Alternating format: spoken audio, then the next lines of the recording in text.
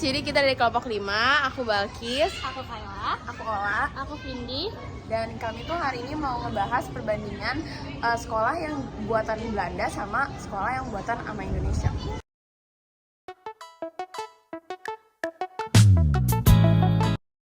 Jadi sekolah Dr. Jawa ini didirikan oleh pemerintahan Hindia Belanda karena mereka khawatir dengan angka kematian penduduk yang tinggi karena suatu hal. Nah, karena tenaga medis dan hal-hal lainnya juga itu masih mahal, akhirnya mereka mengusulkan gagasan supaya mereka mendidik para yang terpribumi supaya bisa mendapatkan ilmu tentang kesehatan, dan akhirnya dibuatlah sekolah Dr. Jawa ini.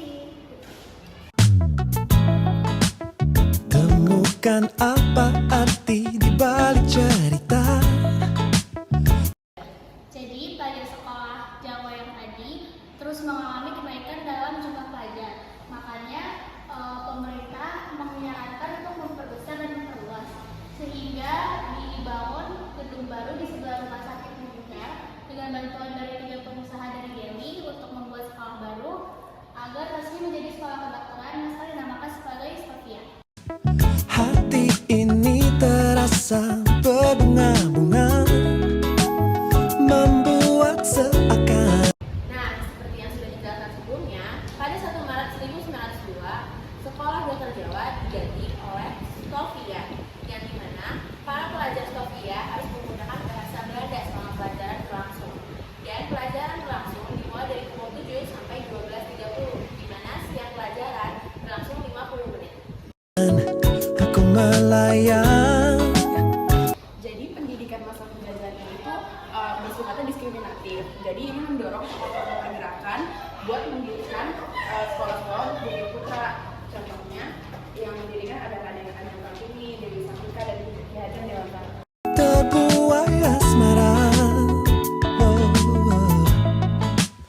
Adakah satu arti di balik tatapan?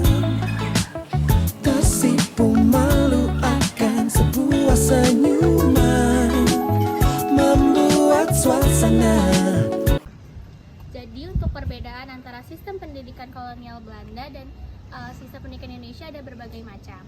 Bagi sistem pendidikan kolonial Belanda, bahasa pengantar yang dilakukan utama adalah bahasa Belanda.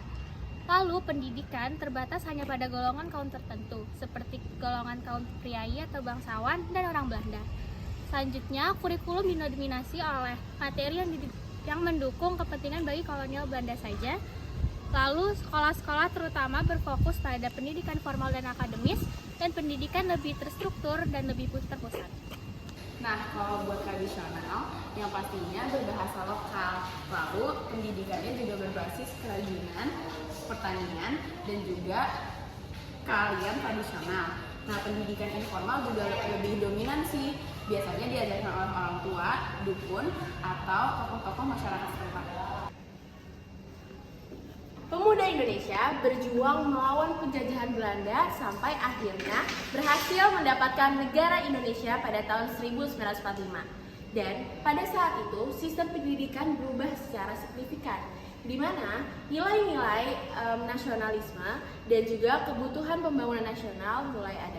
Pada akhirnya, bahasa Indonesia menjadi sistem pengantar utama dalam sistem pendidikan di Indonesia, dan kurikulumnya pun dirombak supaya lebih inklusif dan relevan dengan kebutuhan masyarakat Indonesia.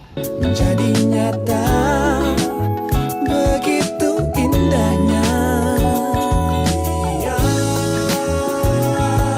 Seperti apa yang selalu ku nantikan, aku inginkan.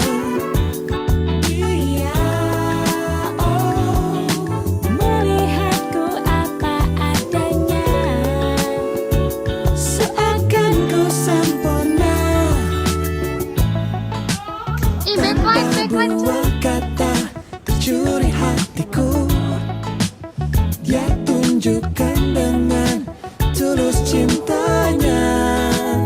Terasa berbeda saat bersamanya, aku jatuh cinta.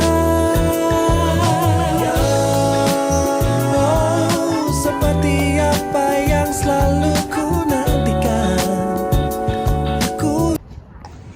dari kami. Assalamualaikum warahmatullahi wabarakatuh. Dadah.